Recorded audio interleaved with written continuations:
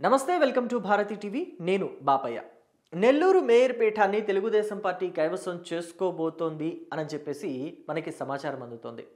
నిజంగా చూస్తే నెల్లూరు రాజకీయాలు అసలు రాష్ట్ర రాజకీయాలని శాసిస్తాయా అన్నట్టుగా మనకు కనిపిస్తూ ఉంటుంది. కొన్ని ఉదాహరణలు కూడా మనకు అలాగే కనిపిస్తాయి. 2019, 2024 ఎన్నికల్ని కనుక మనం తీసుకుంటే అందుకు కొంచెం మనకి దగ్గరగా కనిపిస్తూ ఉంటుంది సారూప్యత. 2019 ఎన్నికల్లో మొత్తం అంతా కూడా వైఎస్ఆర్ కాంగ్రెస్ పార్టీ వశమైపోయింది. నెల్లూరులో ఒక్క స్థానం కూడా తెలుగుదేశం పార్టీకి దక్కలేదు.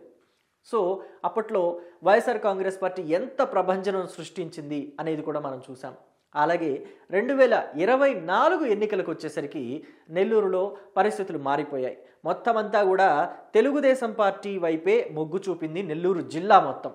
సో ఎప్పుడైతే నెల్లూరు జిల్లా అలా తెలుగుదేశం పార్టీ వైపు మొగ్గు చూపిందో రాష్ట్రంలో కూటమి తుఫాను హవా అని కూడా చెప్పకూడదు, కూటమి తుఫాను ఎలా వచ్చిందో మనం చూసాం. ఒక సునామీ సృష్టించింది రాష్ట్రంలో కూటమి. సో అంటే ఈ మార్పు నెల్లూరు నుంచి మొదలవుతోందా అన్నట్టుగా అనిపిస్తుంది. రాష్ట్ర రాజకీయాలను అంతా కూడా నెల్లూరు జిల్లా మార్చేస్తుందేమో, అంటే ఫస్ట్ మార్పు నెల్లూరు నుంచే వస్తుందేమో అని చెప్పేసి అనిపిస్తుంటుంది. ఎందుకంటే మనం చూసాం గతంలో కోటంరెడ్డి శ్రీధర్ రెడ్డి ఎప్పుడైతే వైఎస్ జగన్మోహన్ రెడ్డి మీద తిరుగుబావుట ఎగరవేశారో అప్పటి నుంచే వైఎస్ఆర్ కాంగ్రెస్ పార్టీ మీద తిరుగుబావుటాలు పడుతూనే ఉన్నాయి. కోటంరెడ్డి శ్రీధర్ రెడ్డి తర్వాత ఆనం రామనారాయణ రెడ్డి, ఆయన కూడా నెల్లూరులో సీనియర్ పొలిటీషియన్ మాత్రమే కాదు, అసలు కాకలు తీరిన నేత అని కూడా చెప్పొచ్చు. అసలు ఆయన వైఎస్ఆర్ కాంగ్రెస్ పార్టీలోనే కాదు, తెలుగుదేశం పార్టీలో, అందులోనూ ఎన్టీ రామారావు టైంలో కూడా ఆయన మంత్రిగా పనిచేశారు. నెల్లూరు జిల్లా నుంచి ఆయన తెలుగుదేశం పార్టీ నుంచి పోటీ చేసి ఎన్టీఆర్ టైంలో కూడా ఆయన మంత్రిగా పనిచేశారు. ఆ తర్వాత చంద్రబాబు టైంలో కూడా ఆయన ఎమ్మెల్యేగా గెలవకపోయినా తెలుగుదేశం పార్టీలోకి వచ్చి ఆయన పనిచేశారు తెలుగుదేశం పార్టీ కోసం. అలాంటి సీనియర్ నేతను కూడా జగన్మోహన్ రెడ్డి చేజార్చుకున్నారు. సో కాబట్టి ఇప్పుడు నెల్లూరు మేయర్ పీఠం కూడా చేజారిపోతుంది అనటంలో ఎటువంటి సందేహం లేదు. ఎందుకంటే నెల్లూరు మేయర్ పీఠంలో మొత్తం కూడా 56 స్థానాలు ఉన్నాయి. నెల్లూరులో మొత్తం 56 కార్పొరేషన్ స్థానాల్లోకి ఇప్పుడు 40 స్థానాలు, అంటే 40 మంది కార్పొరేటర్లు ఆల్రెడీ టీడీపీ గూటికి చేరిపోయారు. కేవలం ఇంకా 15 మందో 16 మందో ఉంటారు. సో ఆ 16 మంది వాళ్ళు వచ్చినా ఒకటే, రాకపోయినా ఒకటే. కౌన్సిల్లో అసమ్మతిని ప్రవేశపెడితే మొత్తం మేయర్ పీఠం అంతా కూడా తెలుగుదేశం పార్టీ వశమైపోతుంది. ఆ దిశగా నెల్లూరులోని మంత్రి నారాయణ, అలాగే ఆనం రామనారాయణ రెడ్డి, అలాగే నెల్లూరు రూరల్ ఎమ్మెల్యే తెలుగుదేశం పార్టీకి కీలక నేతగా ఉన్నారని కూడా చెప్పడంలో ఎటువంటి సందేహం లేదు. కోటంరెడ్డి శ్రీధర్ రెడ్డి ప్రణాళికలు రచిస్తున్నారట నెల్లూరు మేయర్ పీఠాన్ని కైవసం చేసుకోవడానికి.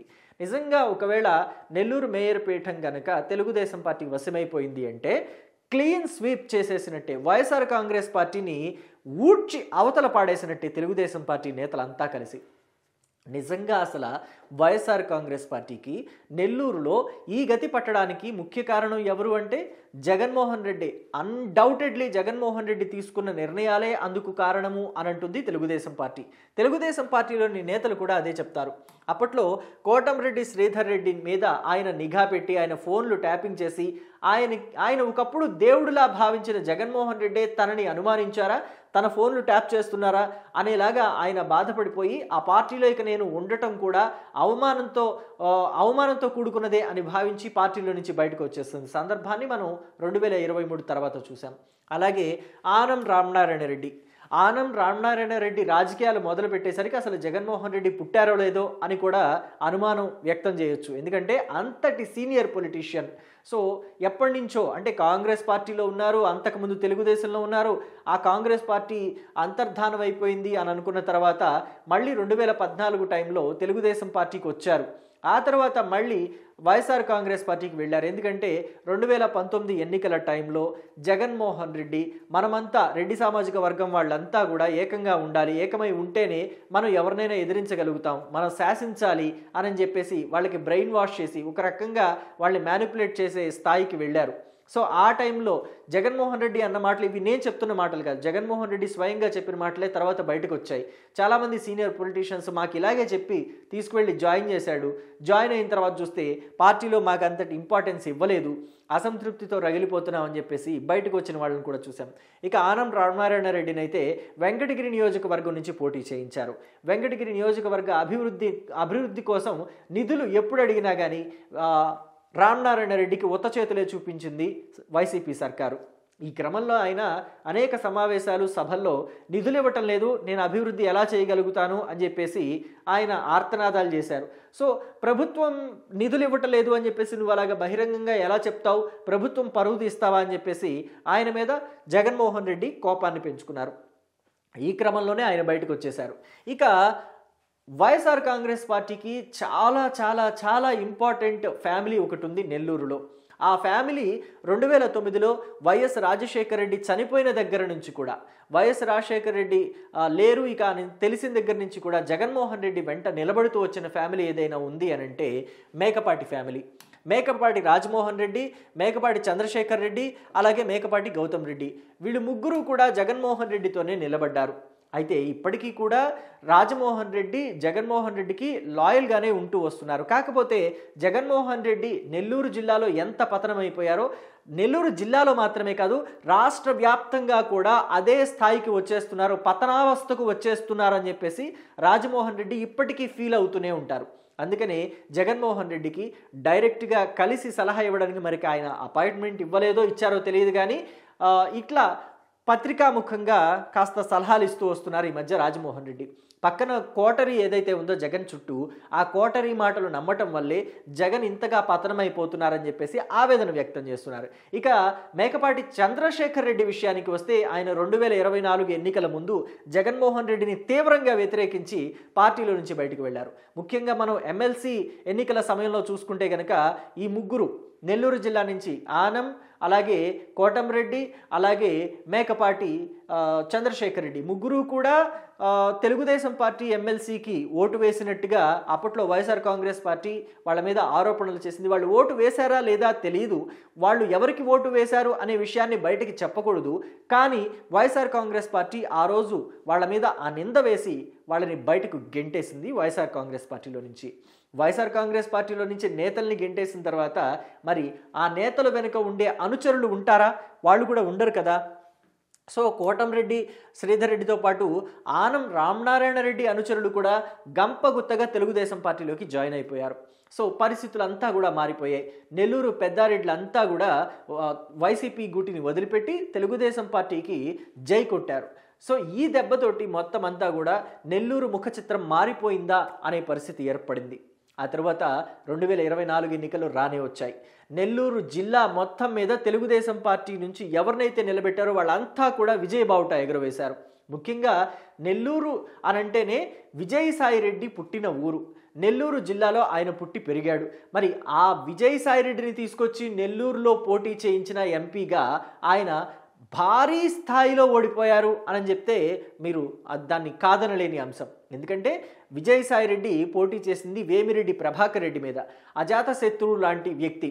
వేమిరెడ్డి ప్రభాకర్ రెడ్డికి ఇతర పార్టీలతో కూడా సఖ్యత ఉంటుంది. అంటే ఆయన ఎక్కడా కూడా రాజకీయ విమర్శలే తప్ప పర్సనల్ అటాక్ ఇవ్వరు.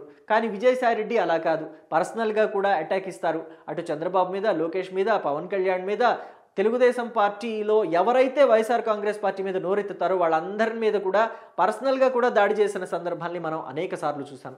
కాబట్టి నెల్లూరు ప్రజలంతా కూడా వేమిరెడ్డి ప్రభాకర్ రెడ్డికే జై కొట్టారు. వాళ్ళ మిసెస్ ప్రశాంతి రెడ్డి కూడా కోవూరులో పోటీ చేస్తే అఖండమైన మెజారిటీతోటి ఆవిడ కూడా విజయ ఢంకా మోగించారు.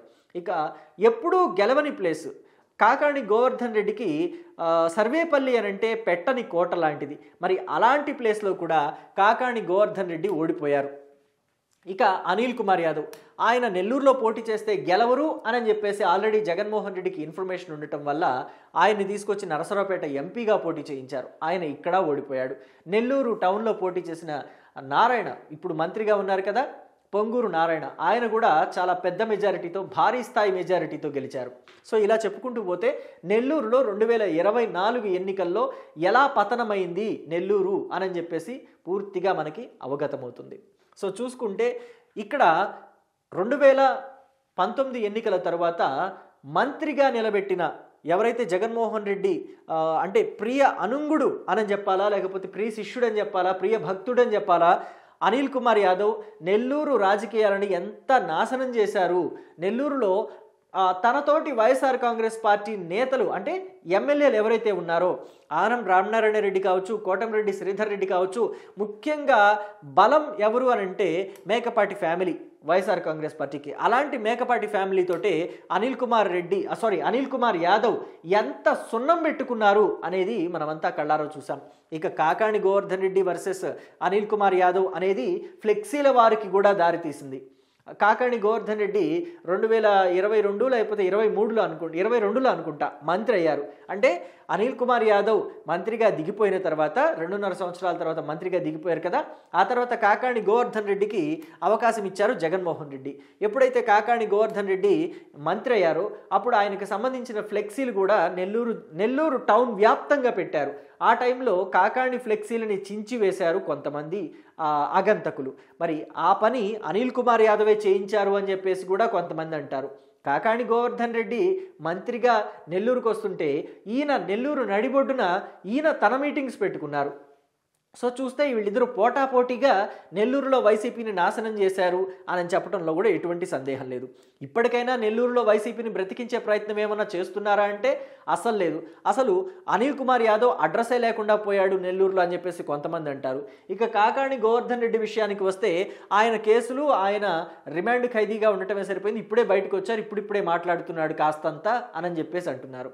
గతంలో అయితే ఎప్పుడు మైక్ ముందు కూర్చున్నా కానీ చంద్రబాబు మీద, లోకేష్ మీద, పవన్ కళ్యాణ్ మీద సెటైర్లు వేసే కాకాణి గోవర్ధన్ రెడ్డి 2024 ఎన్నికల తర్వాత వైఎస్ఆర్ కాంగ్రెస్ పార్టీ ఎప్పుడైతే ఘోరంగా పరాజయమైందో అప్పుడు మాత్రం తన వాణిని తగ్గించేశారు. ఎప్పుడన్నా ఇక పైనుంచి ఒత్తిడి పెరిగినప్పుడు ప్రెస్ మీట్ పెట్టడం, ఆ అవతల ఏదైతే కూటమి సర్కారు ఉందో లేకపోతే అధికార పార్టీలు ఉన్నాయో అంటే జనసేన కావచ్చు లేకపోతే తెలుగుదేశం పార్టీ కావచ్చు వాళ్ళ మీద దుమ్మెత్తిపోయటం, నిరాధారమైన ఆరోపణలు చేయటం తప్ప కాకాణి గోవర్ధన్ రెడ్డి పార్టీకి పనికొచ్చే పని ఒక్కటి కూడా చేయటం లేదని చెప్పేసి వైఎస్ఆర్ కాంగ్రెస్ పార్టీలోని శ్రేణులే చాలా అసంతృప్తితోటి రగిలిపోతున్నారట.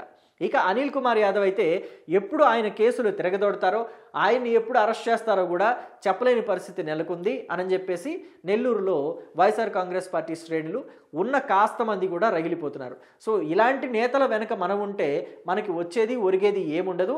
కాబట్టి మనం కూడా పెట్టాబెడా సర్దుకుని టీడీపీ గూటికి చేరిపోతే బాగుంటుందేమో అని చెప్పేసి ఇప్పటికే మిగిలిన ఆ కాస్త వైఎస్ఆర్ కాంగ్రెస్ పార్టీ శ్రేణులు కూడా భావిస్తున్నారట. మరి ఏమవుతుంది భవిష్యత్తులో వైఎస్ఆర్ కాంగ్రెస్ పార్టీ పరిస్థితి? ఇప్పటికే ఎమ్మెల్యేలు ఖాళీ అయిపోయారు, మేయర్ పీఠం కూడా ఖాళీ అయిపోయింది. ఇక ఆ కాస్త మిగిలిన ఎవరైనా ఎంపీటీసీలు, జెడ్పీటీసీలు ఉంటే వాళ్ళు కూడా ఖాళీ అయిపోతే అసలు నెల్లూరులో వైసీపీ పరిస్థితి ఏంటి? అడ్రస్సు గల్లంత అయిపోతుందా, లేకపోతే అసలు ఊడ్చిపెట్టుకుపోయినట్టు అయిపోతుందా పరిస్థితి అనేది ఆలోచించాల్సిన అవసరం ఉంది వైఎస్ఆర్ కాంగ్రెస్ పార్టీ అధిష్టానానికి.